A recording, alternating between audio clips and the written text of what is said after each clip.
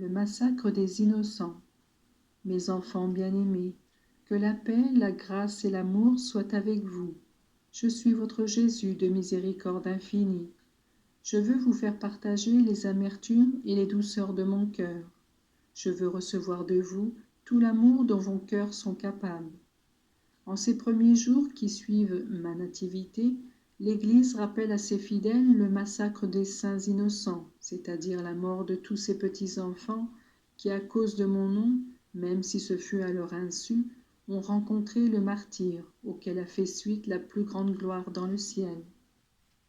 Je passe encore sur les chemins du monde. Mon Noël est de tous les instants, puisqu'à chaque instant sur les autels se renouvelle l'incarnation, et que je renais et revis dans les âmes. Et comme jadis, je passe encore dans vos maisons, et je frappe à la porte pour recevoir l'hospitalité. Le refus n'est que la répétition de ce qui arriva lors de ma naissance. Il y a encore ceux qui, nouveau Hérode, craignent que je n'usurpe leur trône, et qui me recherchent pour détruire jusqu'à l'ombre de ma doctrine. Et s'ils se surprennent à désirer et à réaliser quelque chose de bon, ils s'en attribuent tout le mérite, refusant de voir en Dieu l'auteur et la source de tout bien. Je passe encore au milieu du monde, en appelant à ma suite tous ceux qui désirent atteindre la vie éternelle, en pratiquant le double commandement de l'amour de Dieu et du prochain. Je passe et je désire confier à tous les hommes ce petit morceau de croix qui est participation à mon sacrifice. C'est la goutte de sang qui, unie au mien, sauve les âmes. Je passe et j'appelle tous les hommes, en leur affirmant que c'est dans la croix acceptée par amour qu'ils trouveront le bonheur. Il y a ceux qui m'insultent, qui me raillent, me tournent le dos et me chassent loin d'eux.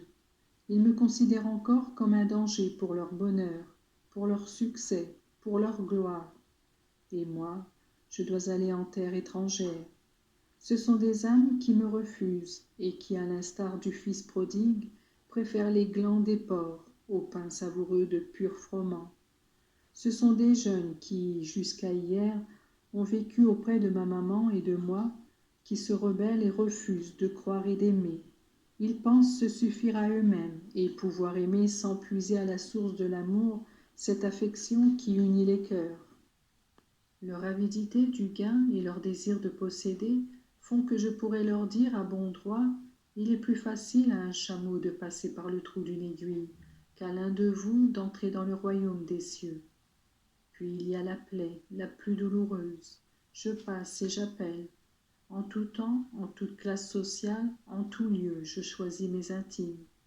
Mais alors que beaucoup ont accueilli avec joie ma première invitation, je vois maintenant une grande partie d'entre eux tièdes, indifférents, souvent occupés à un usage de science de Dieu, plus pour tenter de justifier une mauvaise conduite que pour satisfaire un authentique désir de parvenir à la vérité.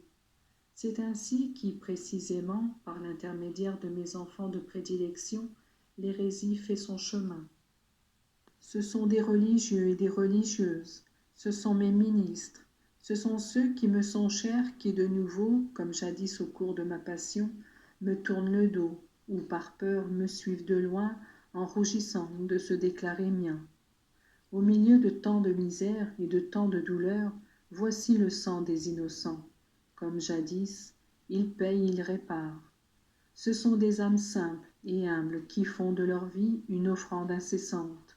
Ce sont des âmes qui n'ont jamais connu la faute grave et qui, immobilisées dans un lit pendant de longues années, expient en priant et en souffrant pour les fautes d'autrui.